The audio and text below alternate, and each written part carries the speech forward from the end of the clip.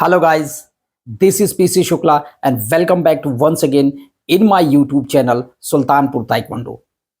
दोस्तों, आज के इस वीडियो में मैं बात करूंगा उन प्रोटेस्ट की जिन्हें कोई कोच अपने ओपोनेंट के खिलाफ यूज कर सकता है, यानी क्या राइट्स होते हैं एक कोच के पास में अपने ओपोनेंट के लिए प्रोटेस्ट करने के लिए।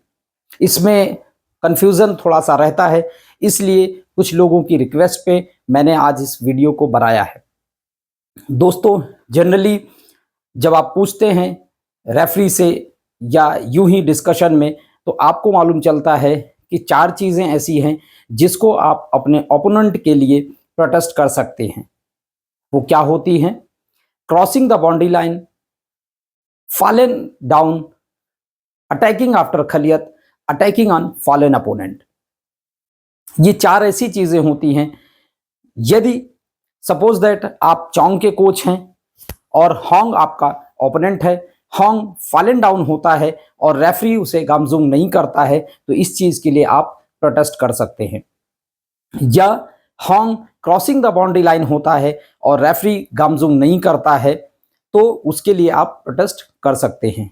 या होंग अटैकिंग आफ्टर खलियत करता है, तो उसके लिए भी आप प्रोटेस्ट कर सकते हैं।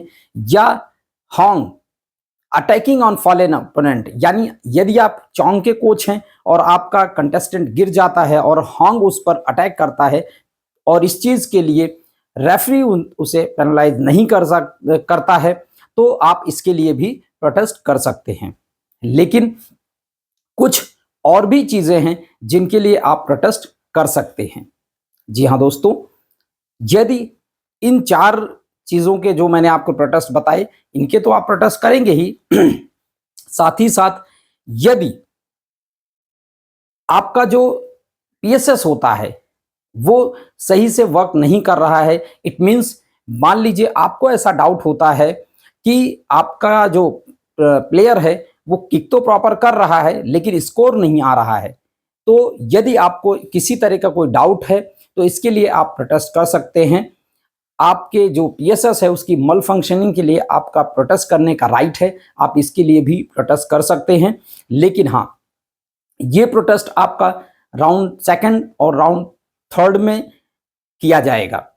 फर्स्ट राउंड में यदि आप प्रोटेस्ट करते हैं, यदि आपको लगता है, हालांकि फर्स्ट राउंड जब स्टार्ट होता है, फर्स्ट राउंड तो हमारा सेंटर रेफरी जो है वो टेस्ट खुद करवाता है, लेकिन उसके बावजूद ड्यूरिंग फर्स्ट राउंड यदि आपको कोई डाउट होता है तो यदि आप प्रोटेस्ट करेंगे तब भी आपका प्रोटेस्ट लिया जाएगा। लेकिन वो प्रोटेस्ट हमारा जो सेंटर रेफरी होता है वो अपने कार्ड पर, क्योंकि सेंटर रेफरी के पास भी उसके खुद के कार्ड होते हैं, चौंग होंग, और एक येलो कार्ड उसके पास होता है, तो वो अपने कार्ड से उस प्रोटेस्ट को लेकर और आपको टेस्ट करवा देगा।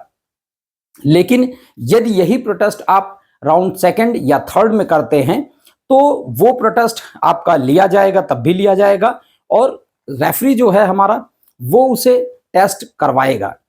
लेकिन यहां पे एक शर्त है, शर्त यह है कि यदि आपका जो प्रोटेस्ट है कि पीएसएस वर्क नहीं कर रहा प्रॉपरली, वो प्रोटेस्ट सही पाया जाता है, देन नो प्रॉब्लम, आपका कार्ड जो है वो वापस किया जाएगा।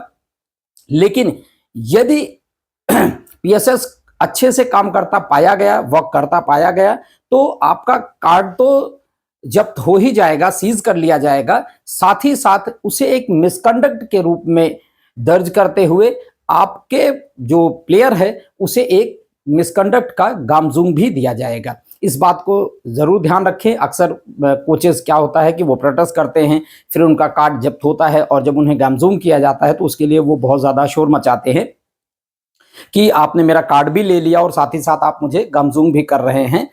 लेकिन ऐसा नहीं है, ये हमारी रूल बुक कहती है कि यदि आपका कार्ड सीज होगा तो आपको उसे गामजूम से भी पेनलाइज किया जाएगा, कार्ड के सीज होने के साथ साथ। Is it clear? फिर आते हैं हम नेक्स्ट पॉइंट पे। नेक्स्ट पॉइंट हमारा ये है कि यदि रेफरी, सेंटर रेफरी जो है हमारा, वो किसी भी प्रोहिबिटेड एक्ट्स के लिए आपके प्लेयर को गामजूम करता है, सॉरी ओपोनेंट को गामजूम करता है, और उसका सपोज दैट, मैं ऐसे समझाता हूं तो आपको इजीली समझ में आ जाएगा कि सपोज दैट जो होंग है आपका जो ओपोनेंट है, उसने आपके प्लेयर को होल्ड किया और किक मार दिया फेस पर, और फेस की किक जो है वो आ जाती है। फिर आप क्या करेंगे, और रेफरी ने आप जो प्लेयर है होंग है उसको गामजूम करता है, होल्डिंग का गामजूम तो कर देता है, लेकिन वो 3 पॉइंट जो उसको अनल करना चाहिए वो अनल करना भूल जाता है। तो इसके लिए आप प्रोटेस्ट कर सकते हैं कि आपने सर उसको होल्डिंग का गामजूम दिया है, तो फिर उसका पॉइंट भी अनल होना चाहिए। तो ये आपके राइट में आता है, आप उसके लिए वहां पर खड़े होकर प्रोटेस्ट कर सकते हैं उसके स्कोर को अनल करवाने के लिए। फिर हमारा नेक्स्ट पॉइंट आता है कि कभी कभी क्या होता है कि जब प्लेयर दो आपस में फाइट करते होते हैं तो उसमें पंच अगर मान लीजिए किसी प्लेयर ने चलाया और रेफरी ने मिस जज कर लिया, जो हमारे कॉर्नर जजेस होते हैं उन्होंने मिस जज कर लिया कि मान लीजिए चोंग ने पंच मारा और उनको लगता है होंग ने मारा है, और उन्होंने होंग को जो है वो पंच का पॉइंट स्कोर कर दिया, या चोंग ने मारा होंग को दे दिया, होंग ने मारा चोंग को दे दिया, तो ऐसा होता है।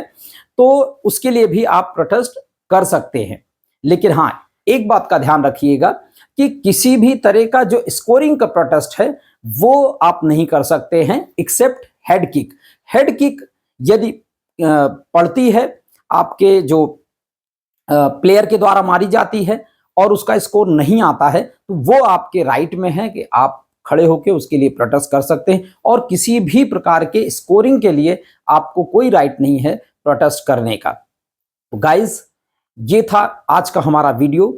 इसमें मैंने आपको बताया कि एक कोच के पास उसके ओपोनेंट के अगेंस्ट मांगने के लिए क्या क्या राइट्स होते हैं। जनरली 4 चीजें होती हैं, मैं रिपीट कर देता हूं एक बार फिर से। Crossing the boundary line, fallen down, attacking after खलियत, अटैकिंग ऑन फॉलन अपोनेंट। और कुछ चीजें मैंने आपको बताई, जैसे रेफरी यदि किसी चीज के लिए आपको प्रोहिबिटेड एक्ट्स के लिए, किसी भी प्रोहिबिटेड एक्ट्स के लिए गामजूम देता है और स्कोर को अनल करना भूल जाता है, तो उसके लिए भी आप गामजूम जो स्कोर अनल करना भूल जाता है उसके लिए आप प्रोटेस्ट कर सकते हैं, या पंच को मिस जज कर लेते हैं तो उसके लिए प्रोटेस्ट कर सकते हैं। जो हमारा पीएसएस है उसकी मल फंक्शनिंग के लिए भी आप प्रोटेस्ट कर सकते हैं। तो ये बहुत सारी चीजें आज के वीडियो में आपने जानी। मिलता हूं एक नए वीडियो में कुछ नई जानकारियों के साथ में, तब तक के लिए take care and bye bye.